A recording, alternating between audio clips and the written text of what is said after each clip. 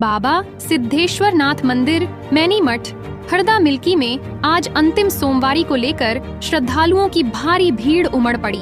सुबह 4 बजे से ही बारिश के बीच बड़ी संख्या में भक्त बाबा भोलेनाथ को जल अर्पित करने पहुंचे। मंदिर प्रांगण में श्रद्धालुओं के साथ साथ दुकानदारों की भी लंबी कतारें देखने को मिली। पूरे वातावरण में बोल बम और हर हर महादेव के जयकारों से माहौल गूंज उठा। यह प्राचीन और विख्यात मंदिर युगों से आस्था का केंद्र रहा है, जहां हर सावन में दूर दराज से भक्त बाबा भोलेनाथ का जलाभिषेक करने आते हैं।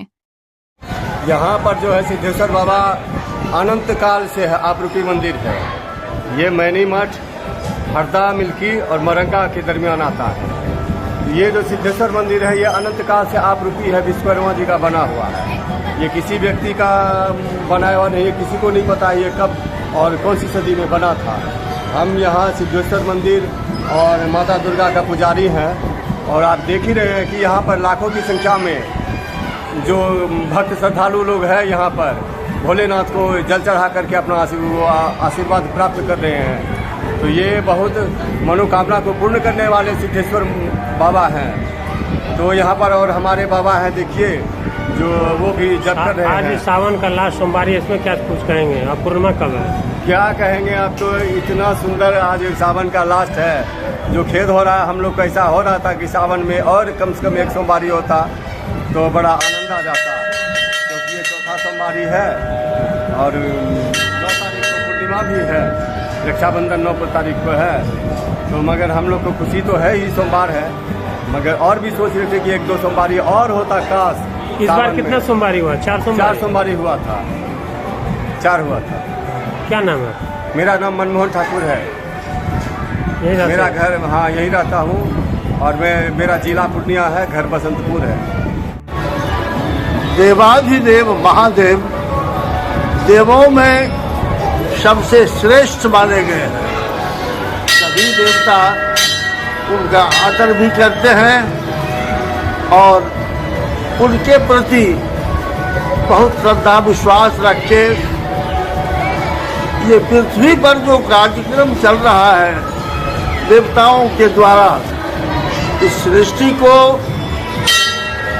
इस रूप में लाने में ब्रह्मा विष्णु महेश के साथ महालक्ष्मी भगवती सर्वप्रथम पृथ्वी पर आई थी और वो अपनी इच्छा से इस पृथ्वी को जीव जंतु का अभय वरदान देना चाहा। वैसे ही समय में माँ भगवती पूर्ण लक्ष्मी महाकाली का आवाहन किया और महाकाली के आवाहन के बाद वो शुष्क काली थी, हड्डी पर केवल चमड़ा लगा हुआ था। काली ने पूछा भगवती से कि मेरा आवाहन क्यों किया गया है? लक्ष्मी बोली, आप अपने समान 2 काली उत्पन्न कीजिए। सुनकर के तुरंत वो शुष्क काली 2 काली उत्पन्न कर दिया। अब दोनों काली वो पूछती है कि मेरा आवाहन क्यों किया गया? तीनों काली को महालक्ष्मी, लक्ष्मी नहीं महालक्ष्मी, तीनों काली ने महालक्ष्मी से कहा और महालक्ष्मी ने तीनों काली से कहा आप अपनी शक्ति से एक जोड़ा पुरुष और स्त्री उत्पन्न करें। तीनों काली एक जोड़ा पुरुष स्त्री उत्पन्न किया। वो कौन थे? ब्रह्मा विष्णु महेश। ब्रह्मा के साथ में वाक माने होता है सरस्वती। पहला है ब्रह्मा और ब्रह्मा के साथ आई सरस्वती। इस इसके बाद विष्णु भगवान का दूसरा नंबर था दूसरी काली से।